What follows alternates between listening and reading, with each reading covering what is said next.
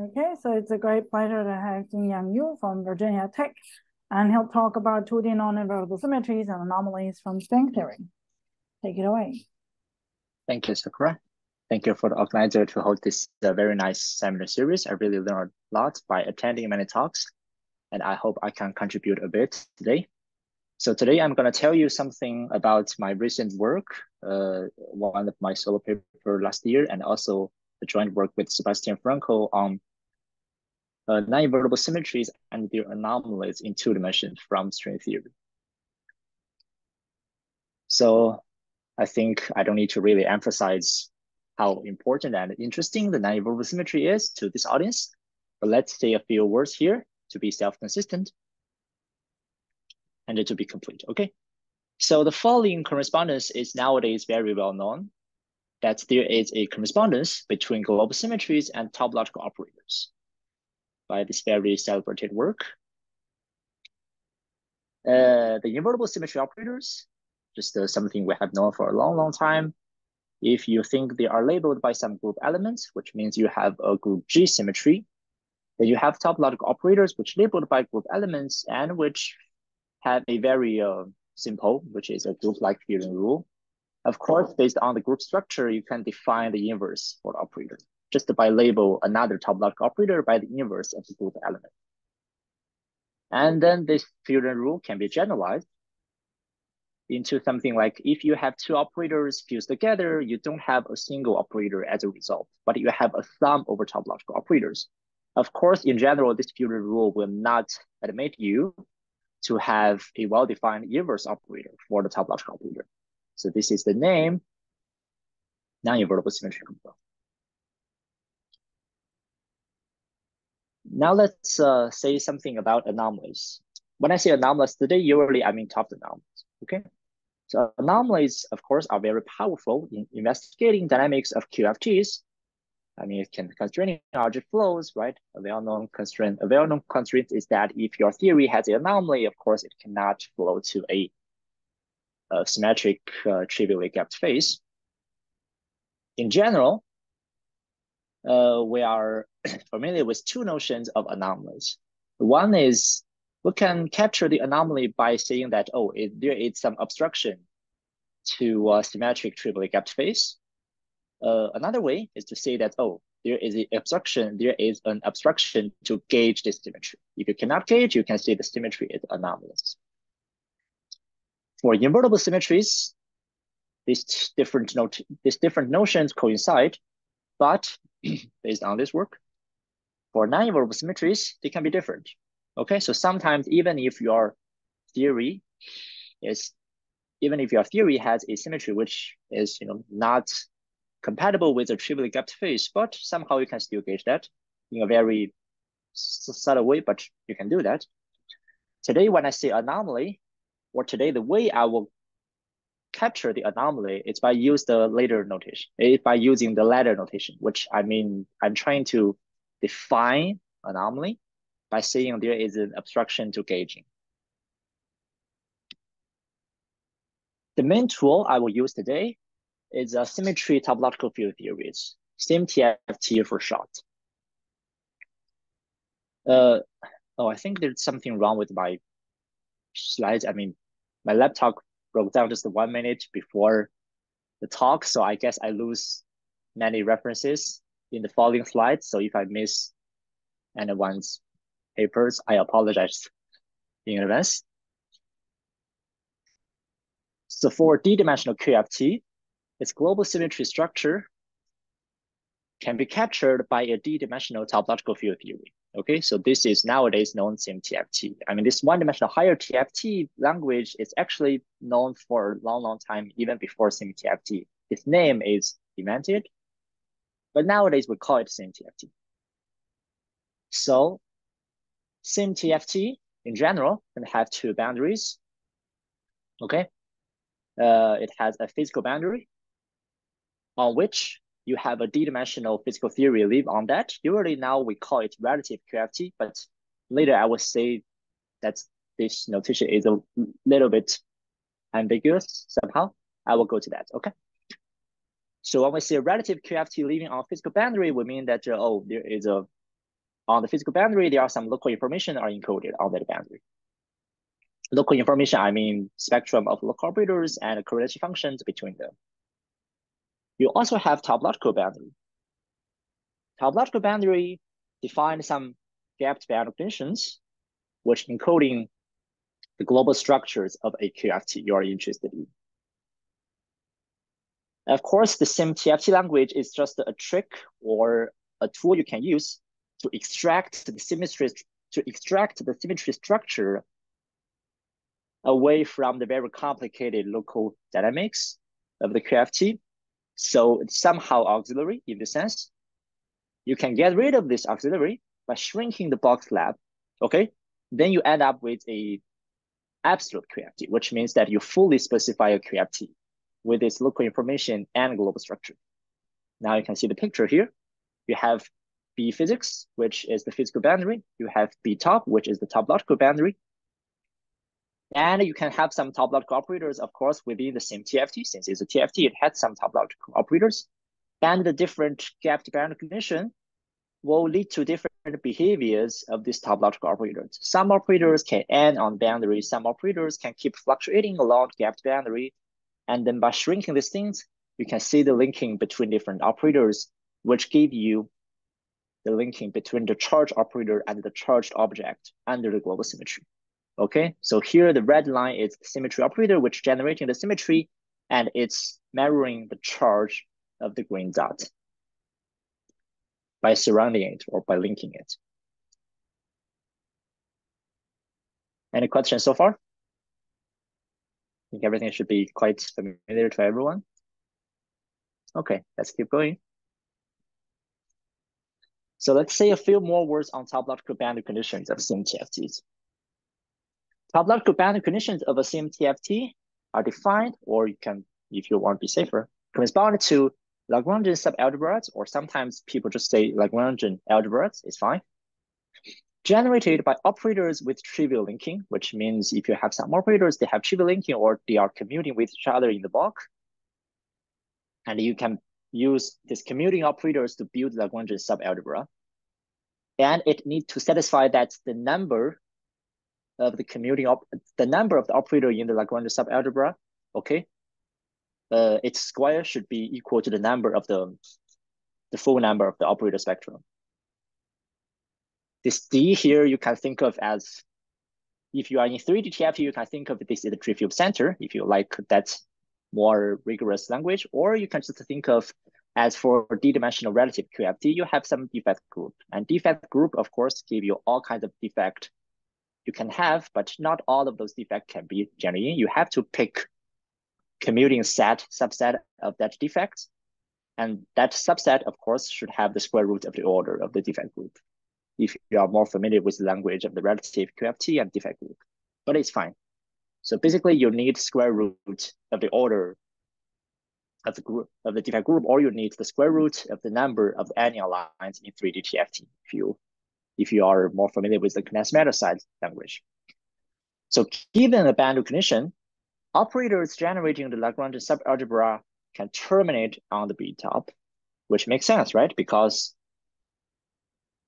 they can terminate on the boundary, which means that no matter how non-trivial linking they look like, you can always move their topological endpoint on the topological boundary, okay? So that they are not linking. This is why when you define Lagrangian subalgebra, you need those operators to be not linking or to have trivial linking at the first place, because then it will be a contradiction. And these operators give rise to charged objects of the symmetry you are interested in. Other operators can fluctuate along the B top, so they are giving rise to symmetry operators.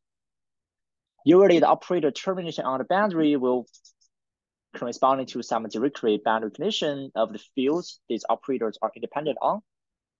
Something like the operator touched the boundary because the directly boundary condition, those operators got trivialized on the boundary, which means it can terminate on that. The Neumann boundary condition means that, oh, the field which you use to build the operator is keep fluctuating along the boundary, which means the operator cannot stop when it touches the boundary. It has to continue along the boundary.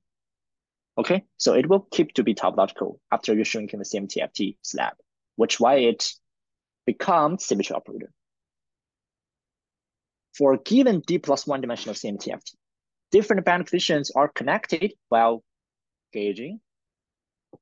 So today I will focus on finite gauging. Of course, if you talk about gauging some U1 symmetries, that will be more complicated in the CMTFT language because you introduced propagating degree of freedom, but here I'm just mean finite gauging for some finite symmetries, okay?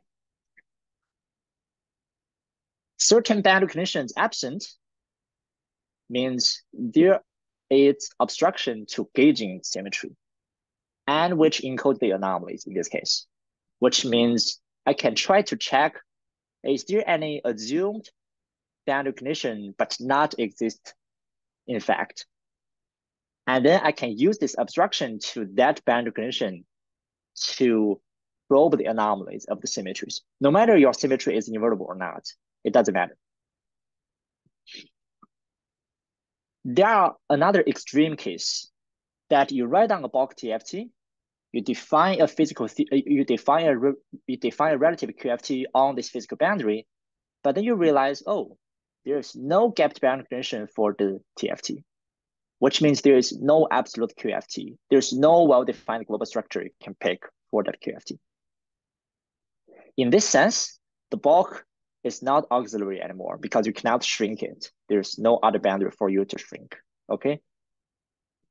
Previously, this kind of theory is called the relative QFT, like the 2D chiral WW model or 6D superconformal field theories. But nowadays, people also call this physical theory living on the physical boundary as relative QFT, no matter whether you have a boundary condition or not. That's why now I prefer to call it intrinsic relative QFT, which means the bulk is inevitable, it's intrinsic, it's not auxiliary. Any questions so far? Great. Sorry, can I ask a question? Yes, sure. Yeah, so I am wondering, what do you mean by gauging here? Is it somewhat connected to condensation? Sorry, what's your question? You mean what's the connection for between your gauging and condensation? Point, yes. So your third point on this slide, you said for a given D plus one dimensional symmetry PFT, the different boundary conditions are connected via gauging. So yes. What do you mean by gauging? So here I'm engaging is by saying that if you shrink the TFT bulk, you end up with an absolute QFT. That absolute QFT had some global symmetry. You can gauge in that global symmetry, and then you rewrite it into the same TFT bulk. You find out that, oh, you're actually fixing the physical boundary, but changing the gapped boundary condition. Like changing boundary condition means you are gauging the global symmetry for the absolute QFT. Okay, so it's different from like existing of a domain wall between the boundary conditions. Yes, I don't think. Okay, I think you are thinking like the anion condensation, so that you can build topological interface between different TFTs, right? No, I don't mean that. Okay. Yes. Thank you. Yeah, thank you for asking. Good question. Sorry, can I ask another question? When you mentioned one of the first slides that there is a difference between the notion of anomaly as an obstruction to gauging. Yes, great. I guess this slide, right? Yes.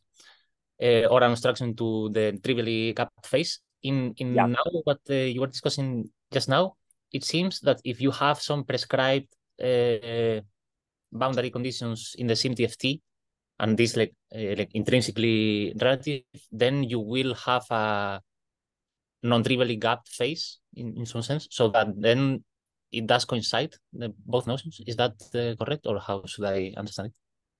The intrinsic relative QFT is something subtle. It's about you cannot even talk about what kind of global symmetry it has in some sense, right? Because only when you have two boundaries of the CMTFT, you can build a charged object and the symmetry operator linking with that. But if you if you don't have any gapped boundary condition, I don't know how to talk about linking between charged object and a symmetry operator. I mean, everything is topological operator in the bulk. Of course, you can put it on the boundary, but yeah, right. Yeah. Okay. Thank you. Yep. Thank you for asking. Okay, let's move on. Okay, this slide looks intense. Let me go step by step.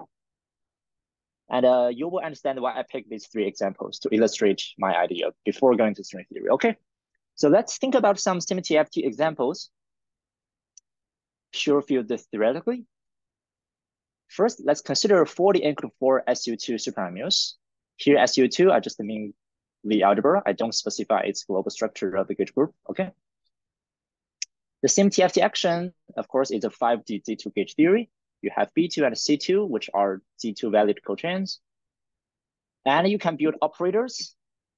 Here, E and M just means electric number and magnetic number, if you like to call them that. You can build this surface operator by using different electric and magnetic charge to denote B2 and C2 field in the exponential. Of course, because B2 and C2, they are just the Z2 value cochain, you cannot make E and M larger than 1, just the 0 or 1. So you can build purely magnetic line, purely electric line, ionic line, and a trivial line. Oh, sorry. It's not a line, it's surface operator. Yeah, sorry. And you can compute the linking between different surface operators. Of course, it's very easy. Okay, it just depends on a symplectic product between the electric and magnetic charge. And then you realize that, oh, of course, electric line is self-linking trivially. Magnetic line is self-linking trivially. Ionic line is self-linking trivially. Which means, in addition, if you use a trivial line, sorry, if you use a trivial surface operator and electric or magnetic or ionic surface operator, you can build 3 Lagrange algebras, right? Because you have 4 surface operator. You just pick 2 of those. That's just square root of 4. And you have 3 Lagrange algebras, which corresponding to 3 different Dirichlet boundary conditions, 1 for B2, 1 for C2, 1 for the ionic background field B2 plus C2. And then you know that this is corresponding to the SU2, SO3 without discrete state angle, and SO3 with a non-trivial discrete state angle. Sorry, I'm missing the reference here. Thanks for the very nice work by Nati, UG et al. And these 3 Lagrange subgroups are connected by gauging the Z2 symmetry. Okay, so this is the example that you have all the Lagrange algebras you want, and every Lagrange algebra is connected to any other Lagrange algebra. No anomalies at all. Gauging Z2 symmetries as you want. The second example, 2D C equal 1 SU2 at level 1 WZW model. Okay, it can be realized by the C equal 1 compact boson on the self-dual radius. The TFT action, it's something like in this form, right? You have a BF type term, which is very similar to this Z2 gauge theory 5D, but you have a self-linking term, or you have a self-interaction term of the A1 field. And then you can build operators. You can build operator based on A1 and A1 hat field. And of course, they are both Z2 cochains, so you cannot do too much. The only trivial self-linking is for E equal 1, M equal 0. Okay, so this can generate a Lagrange subalgebra with the trivial line. And then you might ask, okay, is there any magnetic line which can give me Lagrange subalgebra so that I gauging this electric Lagrange subalgebra, I end up with another Z2 symmetry phase? No. The magnetic line has non-trivial self-linking. So it cannot generate a Lagrange subalgebra, which means you start with this Lagrange subalgebra, you define a gapped boundary condition. Of course, you end up with this absolute QFT or this absolute CFT phase. And then you have a Z2 symmetry, but this Z2 symmetry is not gaugeable. So it's an anomalous Z2. So this is how the very famous anomalous Z2 symmetry in the SU2 at level 1 WZW model is realized in CMTFT. The third example, we have intrinsic relative QFT. Consider 6D and include 2, 0, that's the number of supersymmetry for your information. A1, which is the label for the Duncan diagram for the ADE algebra or ADE singularities. Here, the superconformal field theory. The TFT action for this theory is just a 7D transaminase theory at level 2. Of course, we can build something like the higher dimensional version of Wolfson lines for 7D transaminase theory. It's a 3-dimensional operator, and you only have 2 operators. Okay, trivial operator or the only non-trivial one, because it's at level 2, there's only one non-trivial operator. But this is not good. The order or the number of your topological operator is not a perfect square. So there is no Lagrange subalgebra you can pick, which means there is no topological gapped boundary condition you can choose, which means you put a 6D theory on a 6D manifold. It cannot be well-defined unless you attach it to a 7D bulk theory, which is the 7D transaminase theory. And you cannot get rid of the relativeness of the 7D bulk because there's no gapped boundary condition you can pick. So this is why 62.0 at CFTs, this is a very well-known example of intrinsic relative KFTs. And of course, you can generalize this result. You can see, oh, of course, that's very nice, right? Because now I know at level n, if n is not a perfect square, any of the 60 A-type at TFTs will be intrinsic relative. Any of these STFTs cannot be absolute KFT. They're always intrinsic relativeness. Questions about this slide? Okay.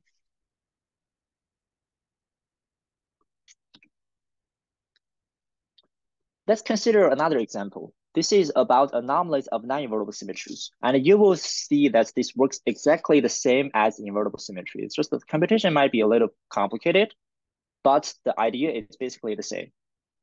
Consider a TFT action, which is a 3-dimensional TFT. You have 3, BF type terms. And then you have a self interaction term for the A1 field and a cubic interaction term here, okay? And you can write non-trivial operators, which dependent on A1, and very similarly, you can write LB and LC, just dependent on B1 and C1 here. Interestingly, because of the existence of this mixed anomaly term, if you only write A1 hat term like this, it won't be gauge invariant. To cure this gauge non-invariance, you have to stack this theory to some non-invertible lines. Okay, why this is non-invertible? Because it includes a path integral or a discrete path integral over this what line field phi and phi hat. And of course, in the end, you sum over phi and phi hat so that you don't really have anything out of these fields, right? You have A1, B1, C1, A hat, B hat, C hat field. You don't want anything out of that. And you sum over these things. And this is the non-invertible line. And of course, you have very similar thing for LB hat, LC hat. You have 3 invertible lines, 3 non-invertible lines. And of course, the fusions, this will give you the full spectrum of line operator in this theory. The non-invertible symmetry can be realized by the following boundary condition. You pick A1, B hat, C hat to be Dirichlet boundary condition. This means LA, LB hat, LC hat can terminate on the gapped boundary. And A hat, B1, C1, you take the Neumann boundary condition, which means L hat, LA hat, LB, LC can fluctuating along the boundaries. So they're preserving their topological nature as symmetry operators in the end. So the symmetry operators, of course, are built by these 3 operators. With the fusion rule, you can compute. I won't do it here, but you can have the fusion of A hat lines give you the sum over trivial line LB, LC, and LB times LC. Okay, here I mean just the LB direct product with LC. And you have LB, LC, these 2 invertible lines can be absorbed by the non-invertible line. And you have this LB, LC are both C2. They're both C2 lines. And this is just Z2 times Z2 Tempera-Yamagami fusion category. Now let's assuming this Z2 times Z2 Tempera-Yamagami fusion category is gaugeable. Then after gauging, the symmetry line, of course, will become charged object. It will terminate on the gap boundary. But due to the existence of this self-interaction term you can compute, this line is actually non-trivial self-linking here, which prevents it from building a Lagrange subalgebra. So we can conclude that this Z2 times Z2 Tempera-Yamagami fusion categorical symmetry is anomalous.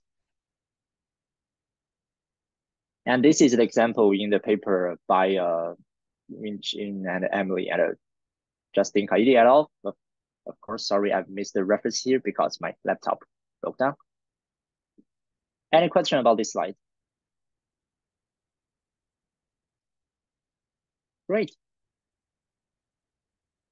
Now let's move to string theory part. And I will use all the previous field theory results or discussion and try to embed or find the string theory counterparts, okay? So one useful tool to study QFTs is to engineer or to embed them in string theory.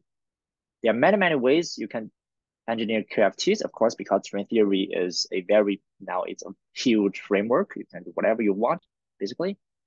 Today, I will focus on the setup, which is the QFT engineered from singularities.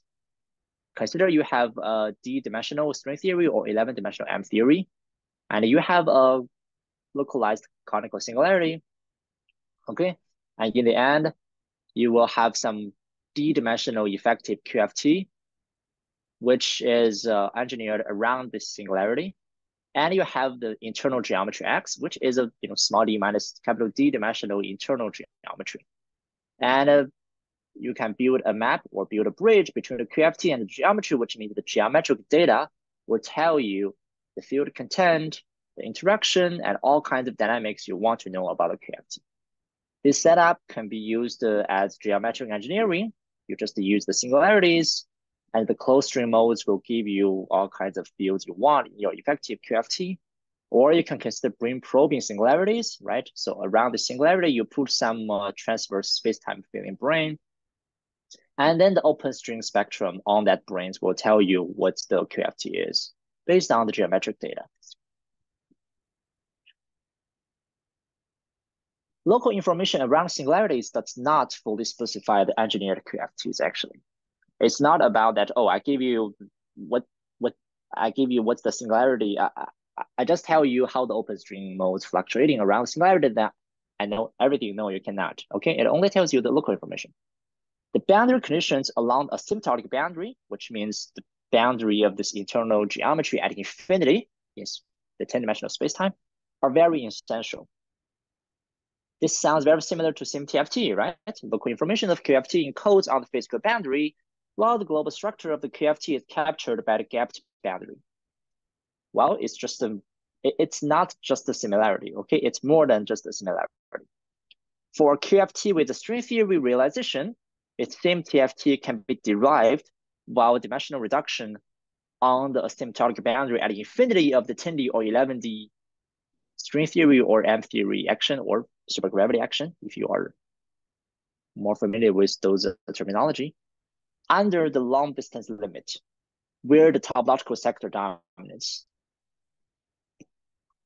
You start with 10D and 11-dimensional action. Some of those actions are already topological, of course. You have Chern-Simons term or Green-Schwarz term in string theory or M theory, but you still have some connect term. But you should try to do reduction of all these things and try to capture what's the topological effect of both sides. In the end, you will end up with a D plus 1-dimensional topological field theory. Very illustratively, this picture looks like this. I start with some QFT engineered in string theory. I do dimensional reduction along the asymptotic boundary directions, which means I'm squeezing this vertical direction in my slide. In the end, I have this picture. The star means the local information of my QFT, but at infinity, this purple dot tells me the boundary condition of various to be or 2B, 2A, or string theory, other string theory, M theory boundary conditions. And of course, this is not a zero-dimensional thing, right? Because we know it's a d-dimensional thing of this star and this dot. So in the end, you have SymTFT. And sorry again, I missed many references by Fabio Pruzzi and Sakurado, and also some other papers by myself, but this is the general idea.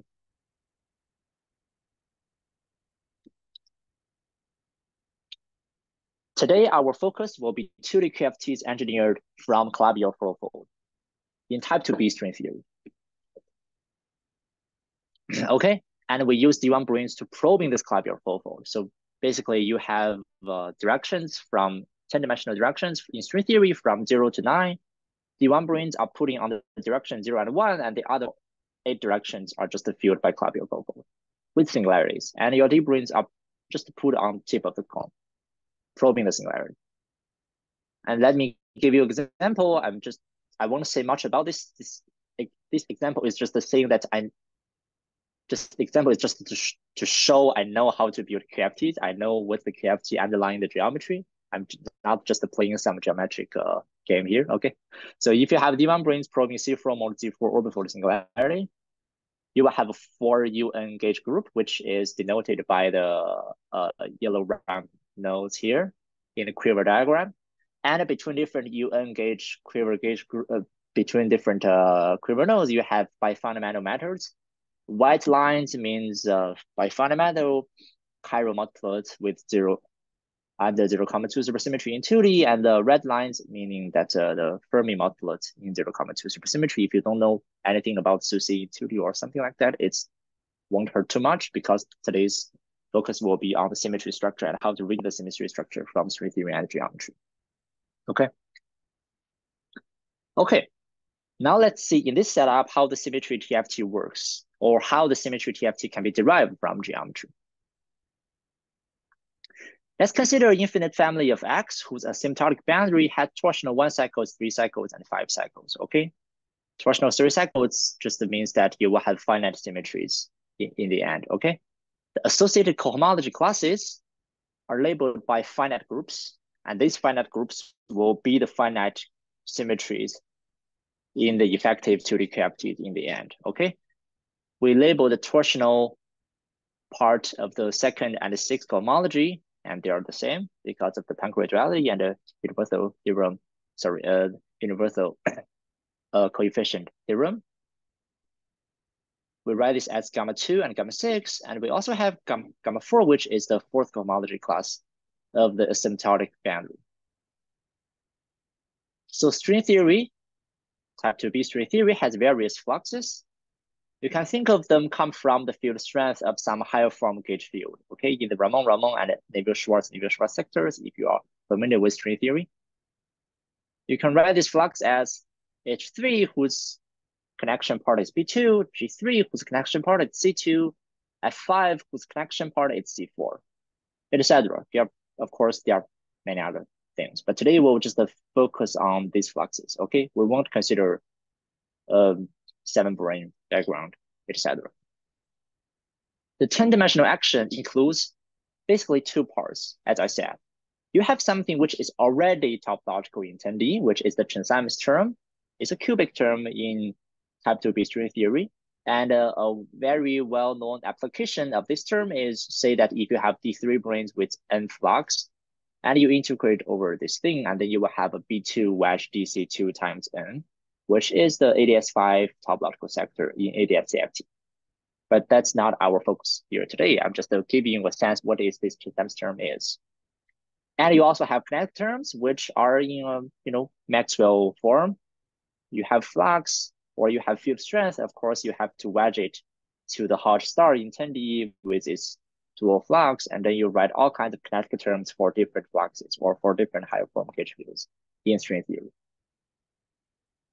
I'll just give you the result directly without torturing you with some differential cohomology competition. The result about this dimensional reduction give you, I have colored terms accordingly, okay? This cubic anomaly term, this cubic Chern-Simons term will give you a cubic interaction term between 3 one cochains. And all these quadratic kinetic terms, it will have some remnant topological effect. It won't go away. Actually, it indeed have some topological limits in 3-dimension TFT as all these kind of quadratic terms, okay? Oh, sorry, here I should have a delta B1 hat. Here I should have a delta C1 hat. I'm sorry, it's a typo. So very, very roughly speaking, this A1 come from F5 flux. B1 come from H3 flux, C1, etc.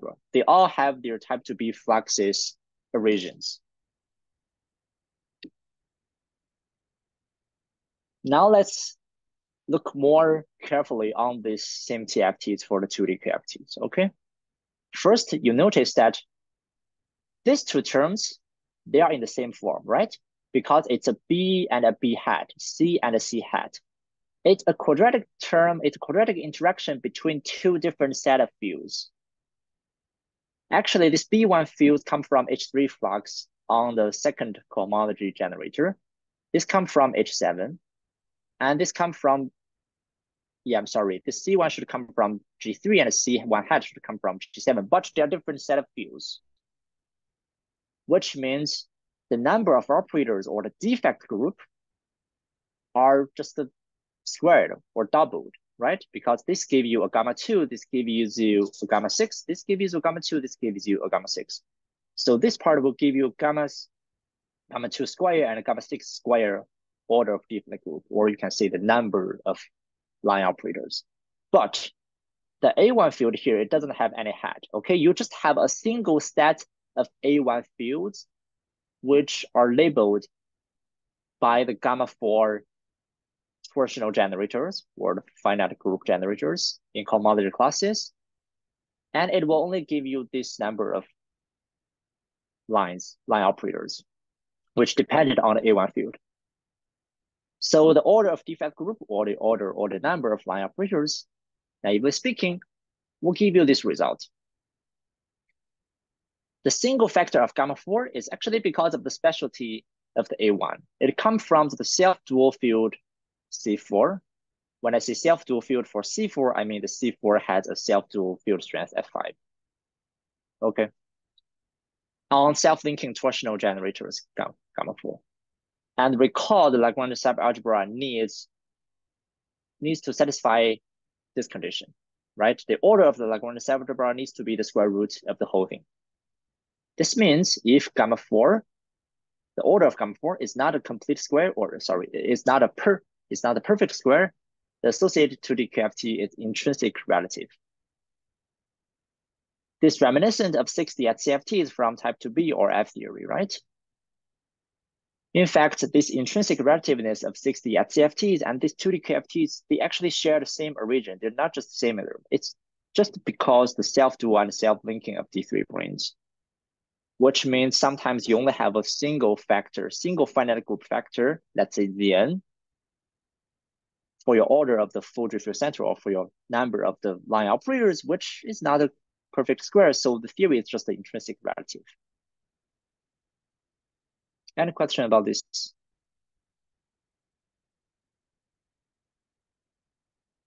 Great. Now let's consider something which is not intrinsic relative, which means I can build some absolute QFT with some global symmetries. Let's consider this example. It's just this. I still missed some references. This is some geometry constructed by James Sparks et al. It's just some cone over the Einstein-Sasaki manifold, which is labeled by this by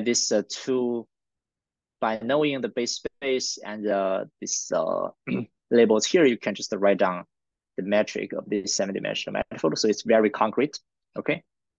And its torsional generator is just a Z2 for gamma 2 and gamma 6, and a 2 Z2 factors for gamma 4. The same TFT as a result is a very simple one. You have 3 BF type terms, and you have a cubic interaction term. You see, this is very, very similar to our previous example about this anomalous non-invertible symmetries, but I just missing a self-interaction term for the A1 field. The operator spectrum is basically the same. You can build 3 invertible lines dependent on A, B, C.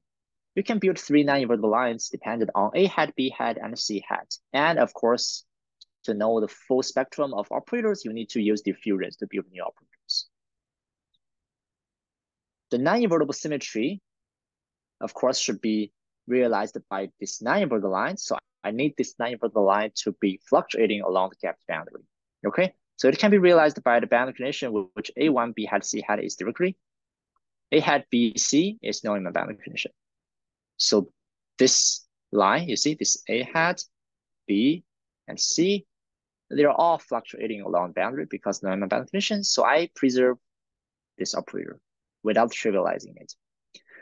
And the symmetry operator, of course, as I said, is this 3 with the fusion rule. It's exactly, again, the same as the Tambura-Yamagami Z2 times Z2 fusion category. Let's reproduce this action here. Okay, now I know the fusion rule are Z2 times Z2 Tambura-Yamagami, but can I further determine the fusion category? Like, what is the fusion category of this? We know there are multiple fusion categories, right? It can be rep D4, rep H8, rep Q8, or something like that. Gauging the whole categorical symmetry, which means you pick this algebra object, like you're gauging the full non-invertible symmetry, amounts to flipping, of course, flipping the boundary condition for all fields. By saying flipping boundary condition, I mean, if it's directly, then you change it to Neumann. If it's Neumann, then you change it to directly. This is the new boundary condition you have. And then we know that, okay, of course, when you have directly boundary condition, you have operators terminated on that. And this boundary condition gives you the background field for the symmetry. So we have 3 Z2 background fields, A hat, B1, C1. However, it's not the direct product of a Z2 to the cube symmetry. Because of the equation of motion, if you take the variation in this action for A1, you have delta A hat equal to B and C, equal to B1, C1. This gives you a group extension. Okay, it's a Z2 times Z2 extension of Z2. In the end, you know that, oh, of course, I know this equation. This gives me a D4 symmetry as a group extension of 3 Z2 factors. And therefore, before gauging, that non-invertible symmetry is actually rep D4. So here, okay, I should be say a few words on this notation. So usually people use D8 to denote order 8 dihedral group. Here I use D4, but D4 means order 8 dihedral group, okay? I'm not saying here I'm saying D4 is the now building order 8 dihedral group instead of the Z2 times Z2. And based on this construction, of course, other gauging for rep D4 can also be checked here. I also, again, made some references by Ethan et al. And by myself. So you can think of just gauging the Z2 times Z2 subgroup or sub-Frobenius algebra of rep D4 symmetry. And then you flip the boundary condition for B and C. So you have A, B, C is directly, A hat, B hat, C hat are normal boundary condition. And then you see that, oh, it's a Z2 to the cube symmetry with anomaly labeled by this term. A1, B1, C1 are now both background fields. So it's just a cubic mixed anomaly with an invertible symmetry. Or you can think of gauging a algebra object, which is labeled by 1 plus LB plus L hat. This is some gauging you can do for rep D4. This is by flipping the boundary condition of B and A hat. Of course, you have A hat, B directly, and others are normal boundary condition. And then you realize it's again a rep D4 non-invertible symmetry. But now the line operator generating the symmetry become A, C, which are invertible, B hat, which is non-invertible. So you can realize all kinds, and by doing this, you can realize all kind of gauging of the rep D4 in this case. Any questions so far?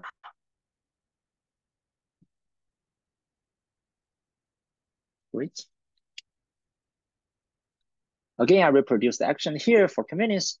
So far, we have read operators of the same TFT from a field theory perspective, right? It's just that I write down the same TFT. Of course, I know that I can derive it from string theory, but then after that, I use the gauging invariance condition and all kinds of field theory technique to write out operators and to investigate the symmetry structure. Do these operators have string theory origins? Here again, I made many references. by Iñaki and by Sakura and by Jonathan Heckman. So there are wrapped branes. Recall that 2B flux's origin of the A1 hat is what? Is the F5 flux reducing on the cohomology generator, which is Z2, one of the Z2 belonging in this gamma 4. So F5 is the flux coupled to D3 branes, right? It's the field strength of D4, which coupled to, of course, a 3 brane. So we can think of the D3 brane wrapping on the dual 3 cycle and try to check if we can get something.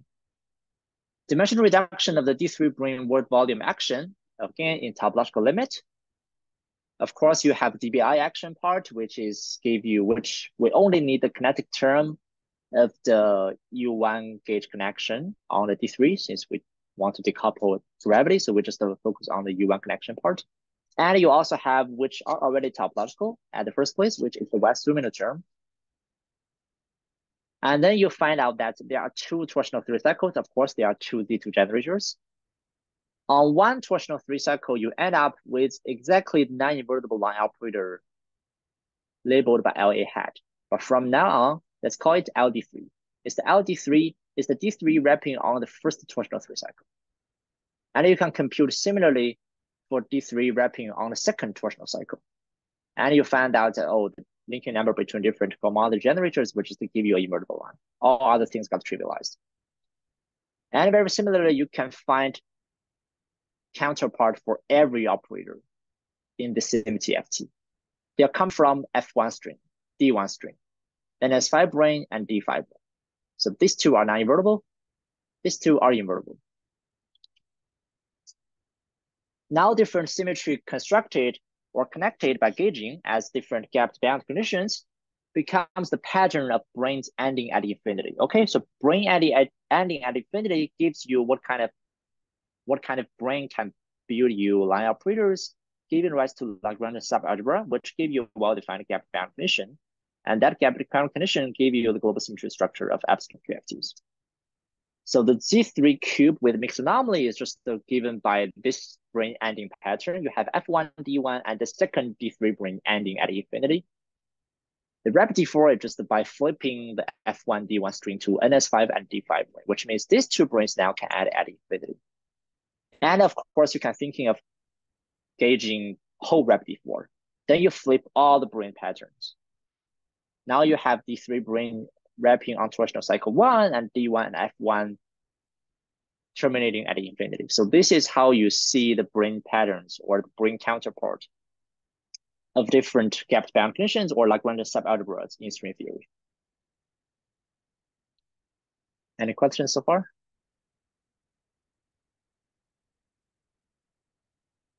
Okay.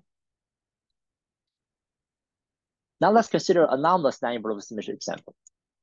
Consider the internal geometry C4 mod C4. It's an orbifold singularity. So the symptotic boundary is just at 7 mod Z4.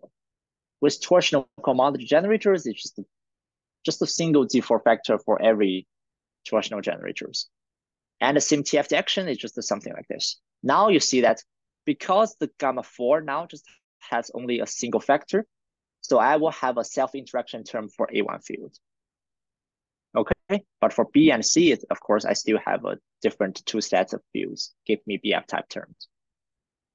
So the operators include a non-invertible one in the bulk, in the SymTFT bulk. You can just compute the D3 brane wrapping on this torsional 3 cycle associated with gamma 4. This is the result you will have.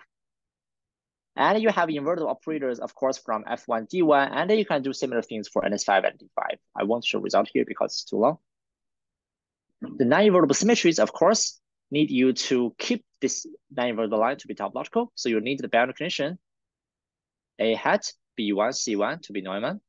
Here I have A hat, here I have C1, here I have B1. So under this boundary condition, this operator is still topological. It can generate non-invertible symmetries. And you see, now gamma 4 is Z4, which means I can pick its Z2 subgroup to build a Lagrange subalgebra. So I have A1, B hat, C hat to be Dirichlet boundary condition, but the A1 Dirichlet boundary condition directly bound condition, it's a little bit special here. Here is just you imposing the Z4 valued A1 cochain to be a Z2 valued field A1, capital A1. So this is by saying that I'm picking the Z2 inside of this Z4 to build a Lagrange subgroup or build a Lagrange subalgebra. Okay, you can think of that, of course, for the LD3 field, you can have different coefficients, right? 0, 1, 2, 3, and then you say that, oh, I just pick 0, 2 generator to build Lagrange subalgebra. Okay, now we have non-invertible symmetries realized by the non-invertible line, which is given by the D3 brane, repeat entourational 3 cycles. However, the symmetry operator left over has self-linking non-trivially, which means you cannot build Lagrange subalgebras based on that. Thus, this is obstructed to the gauging. So you fix a boundary condition in which some of the D3s can end on the boundary. But I'm telling you that those D3s are the only set of D3 can end on the asymptotic boundary, which means there are no other way to pick other set of D3 brane operators to end on the boundary, which means this is the only boundary condition you can pick for D3 branes, or the only ending pattern you can pick for D3 branes. There is no other thing, which means you cannot gauge, because if you can gauge, you can change it to another boundary which can end in different D3 branes, but you cannot.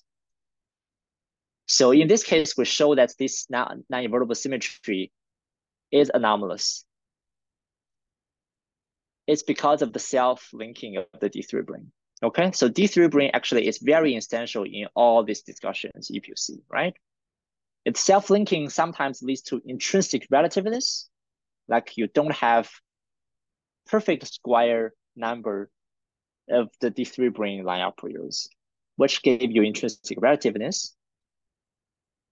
Or, of course, or you have absolute QFTs, but there's only a single set of D3 branes you can pick to terminate on the boundary and no other set, which means you cannot gauge or you cannot change the gap boundary, which means you have top anomalies of the non-invertible symmetry built from D3 branes. Questions?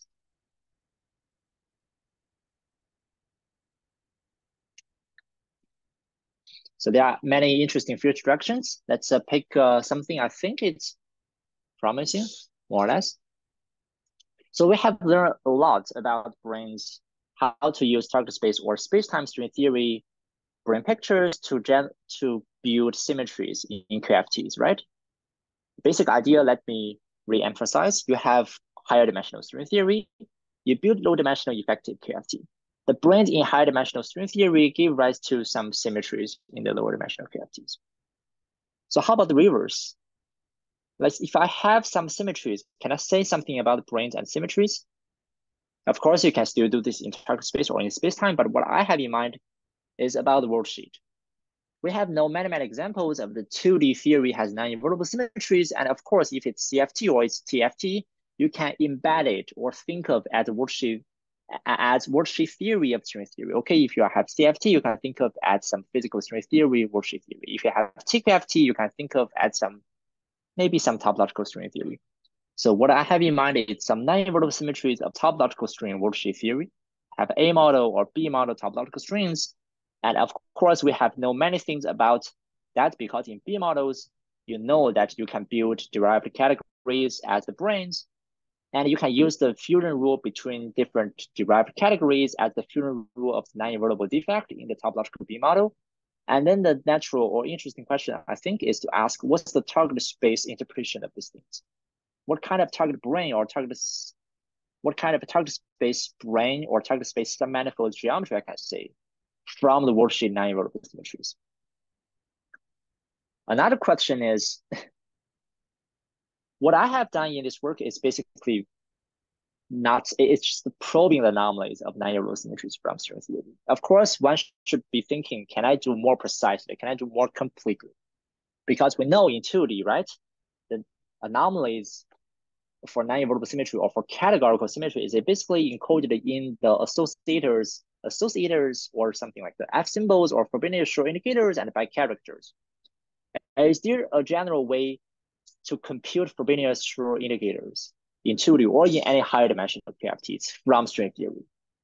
Because now we have many examples of how to build non-invertible symmetries from 2D to 6D or even in 7D, I guess. But the next step, I think, is very interesting to discuss the Frobenius Schrödinger indicators in this higher dimensional generalization and how to compute those from string theories. Another question I think is quite interesting is that, again, so far we have been focused on the brains behind the symmetries, but we know that brains cannot give you all symmetries, right? It just gives you some of the symmetries. Some other symmetries of the effective QFT actually come from the isometries of the internal geometry. The interesting example, of course, is again 6D FTFT. You have an internal geometry with it a 4-dimensional ADE singularity, and then the isometry of this internal space will give you some non-invertible Green-Schwarz duality symmetries. I again missed some reference here, but there are something you can do. So we have like more or less some examples of along these lines, but my question is there a systematic way to describe symmetries from isometries of internal geometry so that we can combine the isometry of the geometry and the brane patterns in string theory, and then we can give a full spectrum of generalized global symmetries in string theory. And this is something I think is it's about time to think this in these directions. And I want to thank you for your attention. I'm happy to welcome any questions and discussions. Great, thanks very much for a nice talk. Are there questions, any good ones? Maybe I can start off. So you have this nice TY, Z2, Z2 and the gauge-related versions.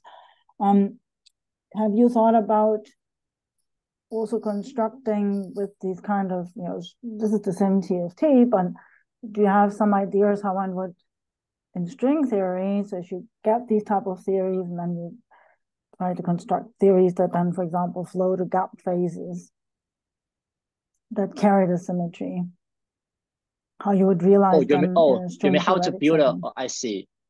You mean, is there any way to build some 2D TQFT from string theory? Yeah. Which have this symmetry? I think it might be possible, but okay. So there's a fact that all the examples I know about these 2D QFTs, you can compute, there are some results of their elliptic genus. The result of elliptic genus actually basically imply all these theories flow to SCFTs in the end.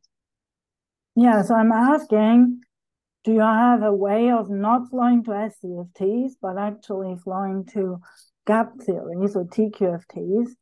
Yeah, not that I know so far. Yeah, not that I know so far. Okay, are there any other questions?